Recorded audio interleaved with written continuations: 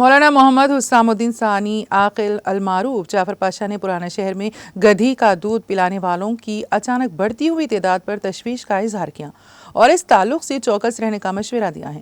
مولانا نے کہا کہ حالیہ عرصے میں پرانا شہر اور دیگر مقامات پر گدھی کا دودھ فروخت والوں کی اچانک کثرت دیکھی جا رہی ہے۔ گلی کوچوں میں گدھی کے ساتھ پھیری لگاتے ہوئے کھانسی، دمہ، سردی، بخار اور دیگر بیماریوں کے علاج کے لیے گدھی کا دودھ فروخت کیا جا رہا ہے، کیونکہ لوگ سردی، زکام، بالخصوص بچوں میں کھانسی کی کثرت سے بہت پریشان ہیں۔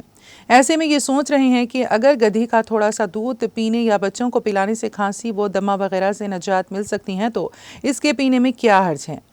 مولانا نے کہا کہ گدھے کا گوشت حرام ہونے پر تقریباً تمام علماء کا اتفاق ہے۔ جس جانور کا گوشت حرام ہے اس کا دودھ بھی حرام ہے۔